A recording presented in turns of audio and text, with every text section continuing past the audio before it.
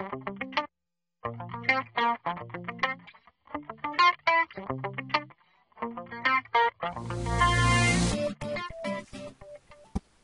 morning, everyone. Welcome to the Trading Market Technicals Morning Call video for Tuesday, April 23rd.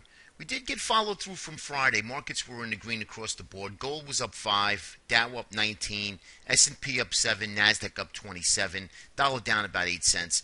And that was still due we had a big miss in existing home sales for the month of March. And the markets were able to shrug that off. And I think it was basically due to a little bit of an oversold condition in a really short term. We're still working off our overbought readings on our daily charts and our weekly charts. I do think the markets are ready to move lower. I think we are almost at a tradable top. We're going to know this week, and I'm going to show that to you in the charts. I did a lot of analysis last night, started really digging in to some of these charts, and I'll tell you what I found. Found some bearish patterns, which I want to share with you. So I want to get right into the charts here. Let me first say that today we have a lot of economic data coming out. We have flash manufacturing PMI coming out. That'll be out at about 9 o'clock. We have the housing price index, okay, and that's going to be really watched closely because we had a big miss on existing home sales. We have new home sales for March. That's coming out at 10 o'clock. And the Richmond Fed manufacturing, that's coming out at 10 o'clock as well. So please be aware we have some economic data between 9 and 10 o'clock today. Now, Netflix came out last night and reported a big strong revenue. Netflix has gone parabolic. It's up, was up about, I'd say about $35–40 in the after hours. Traded about 216 from a close of 175. Excuse me. We have Apple reporting today after hours. So if you are trading Apple or any stocks that you're looking to hold, please check your earnings calendar because you do not want to wake up to something terribly on a big miss. Stocks right now are moving either way, big miss or a gain in the pre-market or after hours on their earnings. So be very careful here, okay? All right, so we covered all of the bases on economic data. I want to get right into the charts. Today I'm not gonna go through indicators because the indicators have remained the same. They're still looking to roll over. We have divergence in these indicators, but I just want to show you how copper continues to lead lower, and I think that's going to lead the markets lower as well. Look at the chart, the ratio chart from copper and the SPX. Now we are oversold, so like I said yesterday, a dead cat bounce into that 330-ish area. Wouldn't surprise me and would still remain in a downtrend. You can see here clearly this would still remain in a downtrend. So copper, I'm really nervous about the copper because at any given time when all of the indicators in copper and these sectors start to line up and comes to head, I think the markets are really going to take a little bit of a beating here. Now, that could change. We all know that. So it's only what I'm seeing right now, right this second, that I think that come the end of April, May, we should be into our corrective phase, and a tradable top will be in. And of course, I'll let everybody know. All right, let's take a look at just the VIX real quick. And the VIX actually came down. Obviously, we're down 2 days. VIX down 2 days, markets up 2 days. So we came out of the Bollinger Band, and that actually put a buy signal in equities. All right, and just the lastly is a CBOE. Still reading bearish, so we are seeing put buyers coming in hedging. So when you get a reading above here and then start breaking above 120, you're going to have a bearish reading. So that fear is starting to creep in ever so slightly into the marketplace. All right, so let's get into the charts. We have our S&P daily chart here, and as you can see, we are now at resistance at 1555, 1560-ish area. So this is something that we're going to look. Now, if we get back above here, 1575, and then we start to rally again, then I think all bets are off to the downside. If we take back 1576, then I think you got a clear shot of making new highs again. But that is still a long ways out. I do think that the markets are tired here, and I think all you had was just a little bit of a dead cat bounce, follow through from Friday's Options X, and of course on Monday. Now we're down in the pre-market about 4.5 because China's flash PMI came out and it's showing slower growth. So that again, I think China's going to be the canary in the coal mine, guys, and I really do think that between that and you have an economic and worldwide slowdown in these other economies, and there's no doubt about it, it's happening. And Europe is really nowhere near out of the woods. I think you're going to get China coming out with some bad numbers, and you're going to have Europe with some consistent problems here, and that's just going to say, all bets are off. I'm taking some of my profits, and that's going to start some sort of a bigger correction to come. I do see an 8 or 10% correction, and then you would really reevaluate it. We could see a much deeper correction, and still be in a bull market. So keep that in mind, okay? And like I said, for the traders and investors that are holding longer term, it's always prudent to think about buying protection. And even though that money's insurance, like an insurance policy, usually hedges. You don't want your hedges to make money. If you are, then your portfolio is taking a major hit. So it's always good to say, if you want to ride the storm out. And I do see some cloudy thunderstorms in the weeks ahead. So and again, that could change. Obviously, that could change. But from what I'm seeing, and we have this market divergence that we're having, and our indicators giving us red flags, and worldwide stock market is actually you see in different sectors slowdown of India, Mexico, China. A lot of these stocks that these indices that have actually moved higher, much higher than our stock market, is now starting to roll over. We talked about the emerging markets, the EM. Are really starting to roll over here and really taking a hit. So these emerging markets, without any solid movement to the upside, that's also another big red flag. So just keep that in mind for the overall big picture, okay? Obviously, when you're day trading and you're swing trading for 1 or 2 days, you want to keep that in perspective. You want to say, hey, we can get a correction any time, so I want to be alert to that, all right? So anyway, all right. So here's the S&P. Here's the cash. So let's get into the spiders, where I like to do a lot of my analysis on it, because I can see volume where the cash you can't. Guys, here is where we're going to be looking at right here, and I've told you before, this area here is going to need to hold.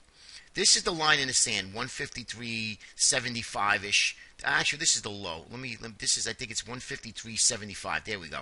153.75 is really going to be the spot. And we have so many touches on this line. This is going to be the driving force for this market to correct, if we do get that on a closing basis, okay? Now, we have, obviously, a sideways consolidation. We're back up into this sideways channel, and now we're looking to break out again. But let me dial it down here. This is what I've been seeing here. Let me show you the 60-minute first. Here's a 60-minute chart. Can this be a head and shoulders pattern? Sure can. That's why I labeled it. We have a head, left shoulder, right shoulder. Now here's this neckline. Look where this neckline comes all the way down to the support line where I drew a couple of weeks ago of 147.20, 147.30. Within a dime, close enough. So we have symmetry here, right? We have our head and shoulders, and I just took all you did was just take this, put this right to the head, right? There's the head, and then bring it right back down to the neckline, and then you could easily find out where your target perspective would be. It's 147.20, guys, so that's a decent move. So we do have a head and shoulders, the neckline being our critical 153.75, so it makes sense. So we have some good symmetry here on the 60-minute chart. This is what I'm going to be watching, 153.75, 153.55. Give it a little bit of a range. As you remember, this was the gap area of support that we have, and I'll show that to you in the 30-minute chart. This is the first 30 minutes. Let me show that to you here. As you can see, if we go all the way back, right here, that little area of support, if that is breached, then we're going to have, we should be making lower highs and lower lows. All right. Now that is these longer-term target objectives here, but I just wanted to show you on the 30-minute chart. Now let me show you the other 30-minute chart. Now, as you remember, I put the Fibonacci retracements on here. And as you can see, the touches, that's why this is so valid, this 153. We have 4 touches, okay, on this 153.75 area. Now, we also are making lower highs and lower lows, right? This is all in the red. Now, we're not done yet, so we haven't really rolled over yet, so that's why I didn't put that here. But even if we come back to here, that's still a lower high, lower high, lower high, and lower lows. So this is what I'm waiting to see, what this corrective rally, or bounce, if you will, where does it stop? To the 50%? Or back to the 61.8%? That could easily happen. So we're going to just keep an eye on the next couple of days. Now, we did have some, like I said, good news coming out of Netflix, and maybe if Apple gets some good news and Apple starts to rally, well, then maybe that little little tiny sell-off may be over for now, okay? And then maybe that correction may be, more than like a few weeks out, maybe to a month out or so. No one knows, but all I'm looking at is trying to get some information and put things in better perspective and better light here for our trading. Now, so I'm looking at this and I'm saying, okay, lower lows, lower highs. We have and you can clearly see the head and shoulders now on the 30-minute chart. Head, left shoulder here, this little cluster, and then of course forming a right shoulder right in this area here. And you can even call this a right shoulder, but you know what? A little bit more, maybe a little bit rounding top in this area, and then start to roll back down again. So this is what I'm going to be looking for in the coming days for the rest of this week. We may have continued strength maybe today, tomorrow, and then going into Thursday, Friday, markets start to sell off. That could easily happen, okay? Now, but I want to show you, now this is the housing, right? We had housing. Now look at the material sector. We talked about how housing had a big miss, and today's going to be important as well with some of these econ numbers that are coming out. So we have a nice bear flag in the material sector. So let's see if this starts to break down lower. I think below the 200-day on a closing basis will really take this little wick here right out, and I think we're going to have a big flush down to the downside in the materials. But again, materials not looking too good. Here's the XLF, and as you can see here, here's a line in the sand, 1780, call it if you will, 1780, a break lower. And what we're doing here, all we're doing is creating a bear flag. I mean, if you take this out and just go like this, all it is just a easy bear flag. You could see that from here. And I just didn't want to put too many lines out here, but you could see that this area here is just a bear flag. Here's your flagpole, and here's your bear flag. So really a break below yesterday's low, and then a break below 1780 on a closing basis would really put a sell signal into the banks, and that's what I'm really looking for. Really start looking to get some short ideas, and you could be looking for that. And the material sector, right, the XLB. XLE, which is the oil sector, also is creating a bear flag. I don't have that here tonight, but you could take a look at that yourself. Here's the diamonds. Again, line in the sand is going to be 143.40. Coincides nicely with the 50-day moving average. 143.40, guys. That's what you want to be looking for, okay? And, of course, the IWMs. Now, if you look at the IWMs, same patterns, right? We have sideways consolidation. This is the area right here, 89.20. 89.20, 89.15. Break and close on a closing basis. Russell's going to flush to the 200-day moving average. At least get to this gap area of support, what we're looking at of 85.90, which is not that far off, and I wouldn't be surprised another 3 or 4 days the 200-day starts to catch up to that area, and that'll be, let's say, 86, 85.90, $86, and here's that gap area of support that we're looking at. So this is going to really be the objective target for this correction in the IWMs, and I think that's going to happen easily. Okay, and here's the transports. Now the transport's also creating a bear flag here, right? Flagpole, flag pattern. Here's your flag, and then we need to break lower. Transports really didn't do much yesterday. You could see we did have the big push up on Friday, and we had a little bit of follow through on Monday. So transports looking weak. Transports looks like they are not actually leading anymore. What does this also look like? Looks like a head and shoulders pattern. Here's your head, here's your left shoulder, and here's your right shoulder. Here's your neckline, 104.40. So we have identified specific pivotal support areas where if the market does break lower. Now, when I talk about symmetry, if we have the transports and we have the Russell and we have the NASDAQ and we have the S&P and Dow, even if they do not break and they break with some key indicators starting to roll over, which they are, and also some other world markets that are starting to break down as well, then you have symmetry that we are going to get a decent sized correction here. Okay, right now that hasn't happened. Right now they're just chopping around, and when you have a tradable top, when you have a top starting to be carved out, you're going to have volatility start to pick up here. Okay, so that's what tells me that I think that this market is, I believe that it is going to be headed lower in the coming weeks. All right, Apple. Apple had a decent bounce. We had that nice little call last week about the 400 area. Actually broke down even lower to the 385. So if you were looking for that pin and you traded on Monday and Tuesday, where a lot of guys did, and bought some puts, made some real nice money. Hats off to everybody who did that. Now, where do we go from here? Well, it's going to be tricky today because you have Apple reporting after hours. So if you're going to trade it, day trade it, don't hold anything going into earnings unless you're putting on a spread or a hedge strategy. I wouldn't do that. You really could get the lights knocked out of you if you do something like that. So just really, if anything, wait for the after hours and then let Apple come out and then really put on a strategy. Probably your best bet.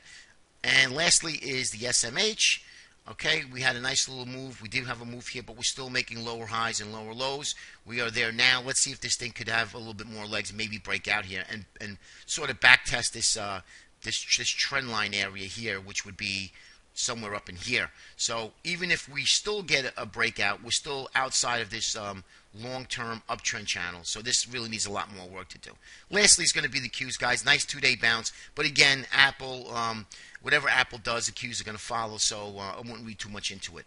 All right, guys. Have a great day today. Let's see if we get a little bit more volatility. Yesterday was very, very slow for trading, at least for me. We were looking for good ideas. We had a couple of small ideas, but other than that, it's been relatively quiet yesterday. So let's see if we get a pickup in volatility in the next coming days. Have a great day, and we'll speak to you tomorrow.